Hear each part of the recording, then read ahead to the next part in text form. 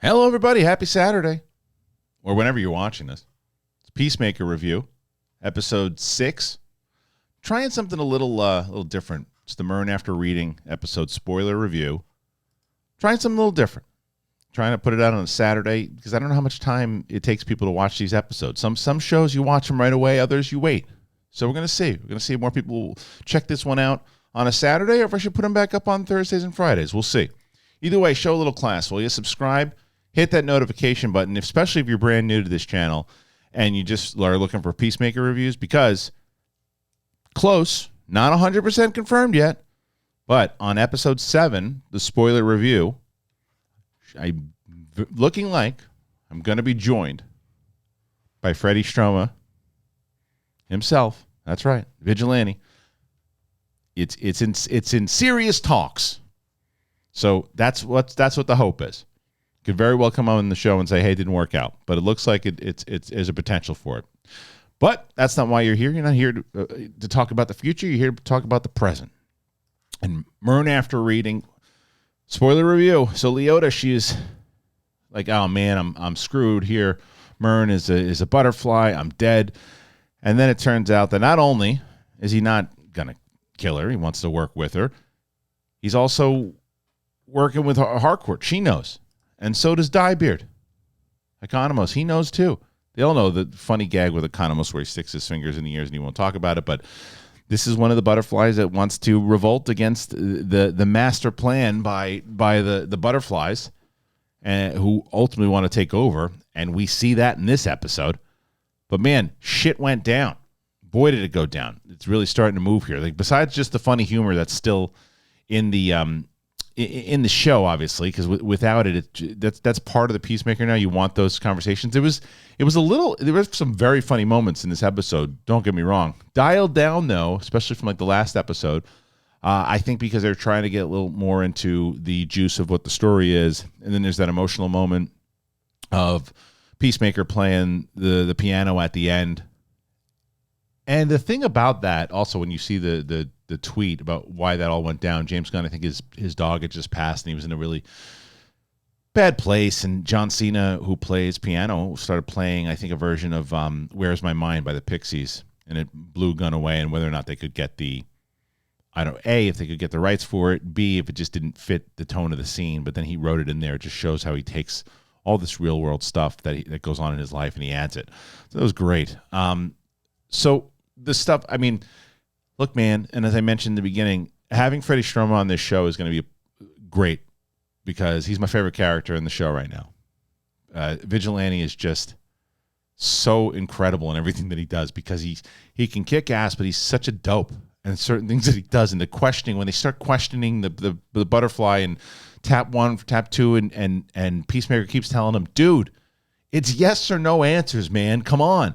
And he just can't get it down, but he's competent enough that he can, he'll take out a few of the, not kill him, but he'll take out a few of the cops and he's like, it's just, it'll be fine. They'll be paralyzed. And then you get the other guy who's just capping all the cops. And it was a pretty disturbing scene when the cops come in to take him out, because I like this gradual change on what they're doing with Peacemaker, right? Like he even tells Harcourt at one point in this show, he says, listen, because she goes and she gives him this gift, and we see their relationship start to evolve, which I really liked too. And again, not just, oh, I love you out of nowhere, like Padme and Anakin. It's like, hey, I know that you like the dove on your weapons, so here you go. And he's like, it's out of place. And then he realizes, I'm only doing that because I don't like to kill people anymore. He's being honest with her, and they have this relationship, and she tells, my name's Amelia, and tells her the name, but there's also that thing. He's like, oh, I can kill aliens all day. That's all right. And boy, they're going to have to do that, because the whole thing that goes down, and I realize how great of a job that Annie Chang was doing on this show as Detective Sophie Song, because when she got taken over by one of the butterflies, which when it happens, it's pretty brutal. It's like something out of Walking Dead when it happens. It's the beauty of the James Gunn storytelling, right? I don't know if he directed this one or not. I'm not sure if he did. But either way, the producing side of it, it's because he can get graphic with violence and all the other stuff when need be, and it's clear cut in this episode too, and then add that James Gunn humor. But it's effective. It's very effective. And even the maniacal stuff that the cop's doing when he's trying to pretend he's sad when the other ones find him and he tells them the Hamburglar did it, and it just all blends together. There's something about this show. It just really has found its happy place. But Annie Chang just did such a great job as the detective that when she got taken over, I was like, oh man, because especially after Murn tells them in the beginning how it works. Because I had that question on last week's episode. I said, how does it work with the butterflies when they take over? Like, are the people still in there? If the butterflies leave, are they okay? It's like, no, you're taking over their brainwave. They're gone. You're essentially killing them, but you're just taking over their body.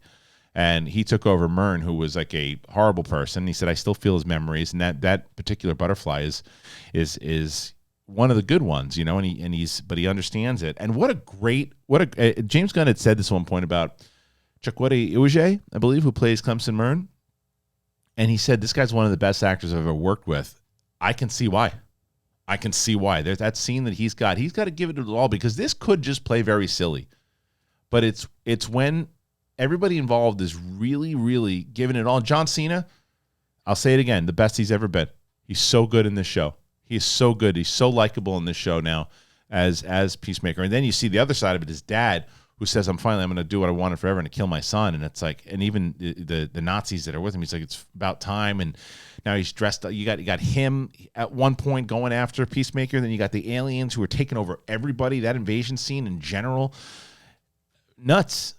It's all going down. And I think there's only 2 episodes left, or maybe this is the last one. I can't remember. You guys will all tell me in the comments. I know how it works. I wish I knew. But either way, loved this episode. Thought it was great. So it was a great lead up to, or a continuation. It just goes to show that you can just tell when there's a plan.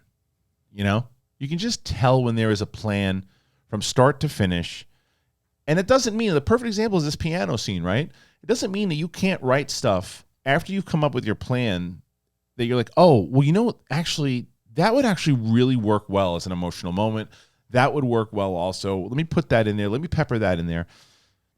And you can do that to add on to the stuff that you've already thought of. And the stuff that was going down with both Peacemaker and Vigilante, those two together in general, and the fact that Murn's trying to get in touch with him, he's not picking up his phone, and Vigilante tries to play it off like he's not, that it's not him, and he's got the wrong phone number, and he's just give me the phone. And the anger issues, and when Vigilante throws the burner phone out the window. I mean, so the humor was definitely there. There's no doubt about it. It was there.